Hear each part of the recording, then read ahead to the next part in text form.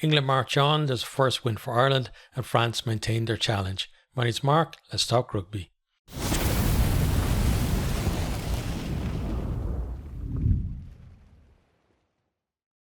Round 3 of the Women's Six Nations happened at the weekend. I wanted to cover it a little bit earlier, but work keeps me busy, so I just have to record these when I have time. They were pretty exciting games. I got to watch kind of extended highlights and stuff of them. I wish I could watch, the games in full, but it's not always possible when you're working while the games are on. And I didn't watch anywhere near as much rugby as I wanted to last weekend. I was hoping for, another weekend off would have been great, and I could have watched maybe 8 or 9 games. I would have been like a pig in muck, but didn't happen. But still, I watched enough to think that I can at least give a rundown of what happened in each of the games. So we're going to start with the first game of the weekend, which was Scotland 0, England 46. So England just completely dominant this year, and we've seen it year on year as well with them. And there has been a bit of talk about, it's not really fair to the other teams, and it's not as competitive as it should be, etc. But something you have to keep in mind in all of that is that it's not England's fault. England decided to invest in their women's rugby when the other home nations didn't, and now they're reaping the reward. And the other nations, they're playing catch up, and it's going to be, it's going to be at least 5 or 10 years, I think, before they really start to get to the point where there's some way closer to this England team where you can go into a game and feel like there's at least a chance of England losing against most of these teams. But at the moment, England is just so good. So onto the game itself. First of all, England are attacking. Early on, there was like some really bad weather. It was when Scotland is kind of similar to Ireland in that, like, the start of the match looked like it was a storm, and the end of the match looked like it was sunny. And I can absolutely understand that, living in Ireland most of my life as well. So, Scotland very similar to us weather-wise. But this point of time, it is very kind of slippy conditions. But Amy Cokayne, England close to the line. Maul is a bit of a mess, but then she just shows like a great feet and a great step, and completely wrong foots the Scotland defence, who in the conditions can't really hold their feet, and she goes over to score. Really good from her, and just her ability for front row forward is just excellent. Then we have Abby Dow getting over. This was just amazing hands from the whole England team, backs and forwards combining, and just so accurate and at pace as well, and Scotland can't live with it. She goes over in the corner. Next, then we have a bit of kind of footballing skills, a kick through, and then the ball is kind of kicked back inside under the post, and then Kildun gets there first to gather the ball. Kind of gathered the ball and then grounded it next to the post. A decent score there as well. It just shows England, they have so many skills, and they're so aware as well to any chance that they can get, and just so clinical. Into the second half then, Kabaya, she gets over just after half time. Then Jess Breach finishes the move in the corner. And then I think it was after that then that, I think it was a couple of minutes after that, then Cokayne gets a red card, but it doesn't matter. England down to 14 for the rest of the game, but they're still the dominant force. And, kind of a loose clearance kick by Scotland. Jess Breach gathers it and then just slams her way through the Scotland defence over the score. Really nice finish from her.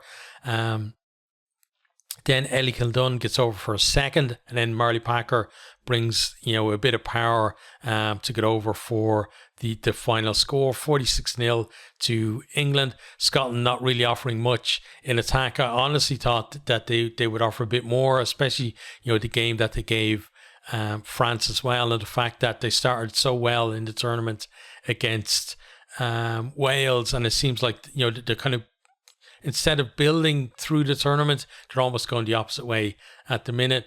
But, this England team, that they're really, really difficult to play against, and it can be very demoralizing, in terms of just how many tries they can rack up against you in a short amount of time, and it's very hard then to to muster anything in response when you feel like you're just on the back foot for the whole game. So no shade against Scotland on that. As I said, it's a long road for the other the other four home nations to kind of catch up on England and France, and they're really only at the start of that journey as well. So, but full credit to England, amazing team, and they're always fun to watch as well, because just the skills and the fact that they do everything at a pace that other than France on occasion, none of the other teams can really match as well. Okay, so that's our first game. On to the next game then. It was Ireland 36, Wales 5. So first win of this season Six Nations for Ireland, and these are the two teams without a win coming into this game as well. So now Wales, the only team who haven't won yet, and obviously they got to correct that if they want to avoid the wooden spoon. But from Ireland's point of view, I thought that they looked a lot sharper. It seemed a lot more switched on. They're more direct in the running as well, tying in defenders. The passing was a bit snappier. Handling looked better as well, and you can see that they are benefiting from being together from extended period of time. It's still not perfect, and they did have to go up a lot of make a lot of improvements to even cause England any kind of problems. I think because still you can see there's that hesitancy. Sometimes when they get the ball out, even when they were creating scores, like there was a little bit of hesitancy, just waiting for people to align and stuff, and they're only fractions of seconds. It's not like somebody standing there for 4 or 5 seconds with the ball in the hand, but it's the kind of hesitation or the kind of misalignment that a team like England will completely exploit. That they'll completely shut you down. So a lot of still more work for Ireland to do, but let's talk about the game itself. So Aoife Wafer over on the left, close to the line, just showed absolute sheer power, forcing way through, I think, 3 tackles to get over and score. Really good carry from her. Then Eve Higgins then gets over for Ireland's second, and another nice finish as well from her.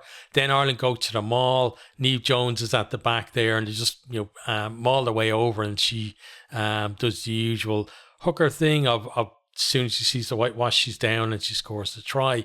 Then we have a score from Katie Corrigan. Did well to, first of all, block down a kick, nice charge down, and then her handling ability as well, just to pluck the ball out of the air with one hand while she's up, accelerating up to full tilt as well, and go over and score. Nice finish from her, and just it shows as well, like she's only a youngster, but it does show the kind of the difference in handling ability between the younger players and the kind of the even like not even another generation, just players who are like 5 or 6 years older than her. But it just shows that how much rugby has taken hold for women in Ireland, that her handling ability is that good compared to some of her other international colleagues. And it's just about having that rugby ball in her hand from a very young age, I think. And that's what we kind of can look forward to in the future, I think.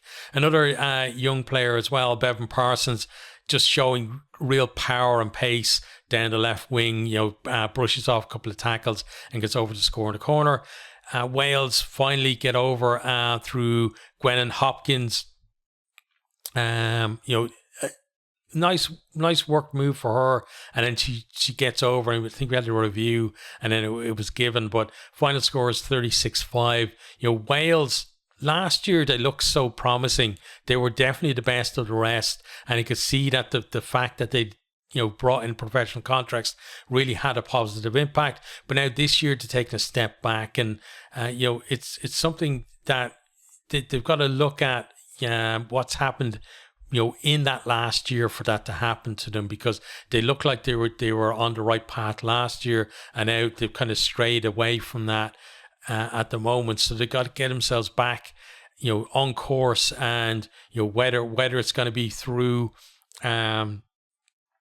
through like the rest of the Six Nations that we're going to be able to do that, or whether it's going to have to be later on in the year. We'll have to see. But I want to see all of the teams improving, really, especially the likes of Ireland, Scotland, and Wales, and Italy, who are probably have improved the most, honestly, of those four teams over the last couple of years. But you want to see everybody kind of moving up. You don't want to see a team doing well just because another team is on the way down. So I hope our Wales can kind of sort things out. But I did say Italy there, so we'll go on to their game now. So it was France 38, Italy 15. So Italy really gave France a game last year. They couldn't quite do it this year. France got into their stride very quickly. Some really nice handling, and then Conde just sells a dummy, and she's got plenty of space to go over to score.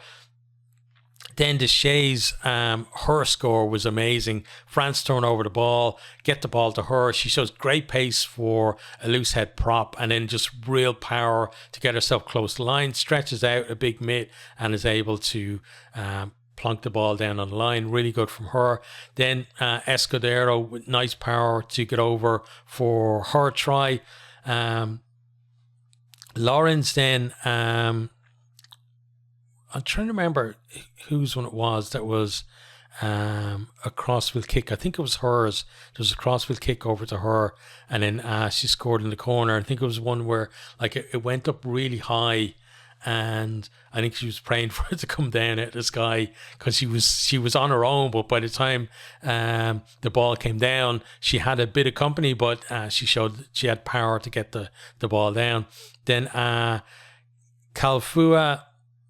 In the second half, then it's just more power really from the French, and then the same with Fall on 62 minutes for the last try. But before that, in between those two tries, you had Alicia Dinka, Italy close, very close line, like just a few meters out.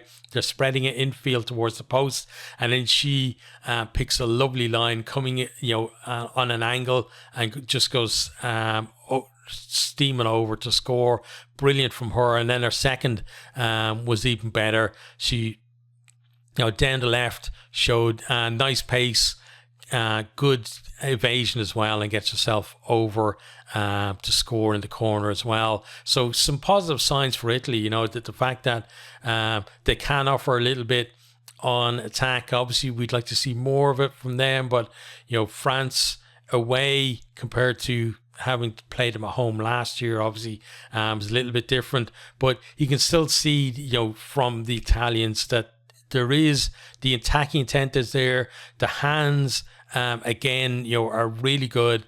They play at pace. They play at pace that a lot of the other three teams, so Scotland, Ireland, and Wales, really can't get up to for the most part. But in this one, France had the power, and they also have that ability as well, forwards and backs, with great handling as well. Just they're basically just kind of two similar sides, but France just do it better, I think, at the minute. But Italy definitely an improving side. France, they want to put that pressure on England, and I know basically what they have to do. They got to win all of their games and then go into that last game against England and try and get the win, and probably going to have to the way England are racking up bonus points, maybe they're going to have to win with a bonus point and deny England anything out of the game. So it might be a tall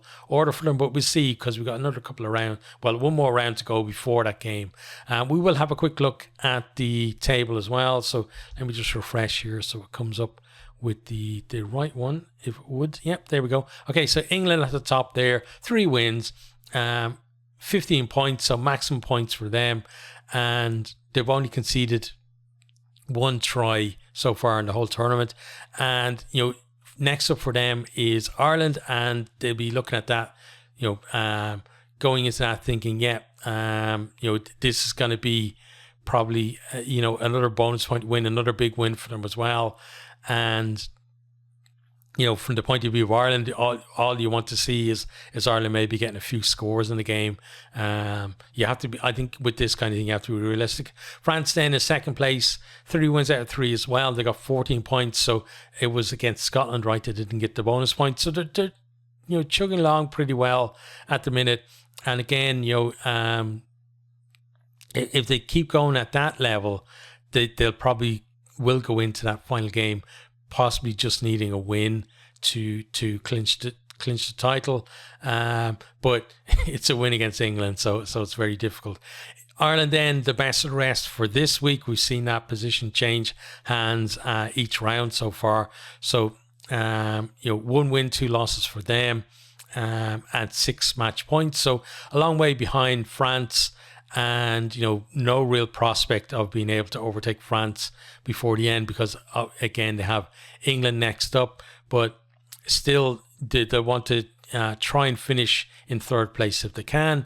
But a team that's probably going to stand in their way for that is Italy, who beat Ireland, lost to France obviously this time out, but on 5 match points, and they've still got they've had a tough start, really, having played both England and France. So with Scotland and Wales to come, you could see Italy maybe possibly getting under a couple of wins, but I'd say the game against Scotland is going to be pretty close.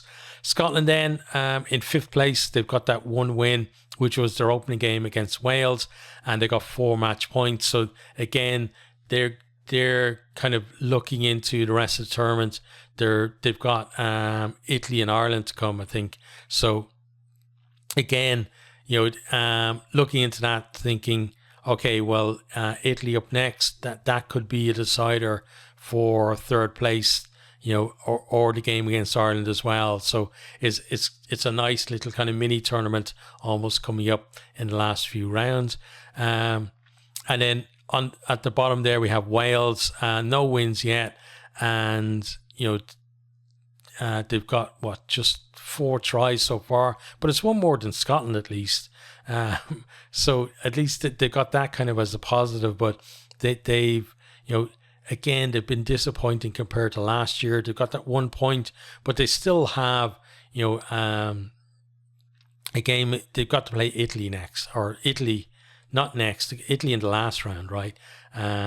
So Italy in that final round for them, and that could be, depending on where Italy are, it could be a wooden spoon decider. It could be Wales' chance to maybe pip Scotland, depending on how Scotland do in their remaining games, etc. So there is still hope for Wales, but again, you just wanted to see them put in a performance that they can be proud of, and I don't think, if they were honest with themselves, they've done that yet. But that's our table. The Women's Six Nations goes in a break now for this weekend. They're going to be back the weekend after for the, we'll have the final 2 rounds in back-to-back weekends. So we're going to be back to URC action this weekend. So look out for a preview, probably coming on Thursday night or Friday morning, preview of that. But plenty more rugby to come, as always, on the channel, and I'll catch you guys in the next one.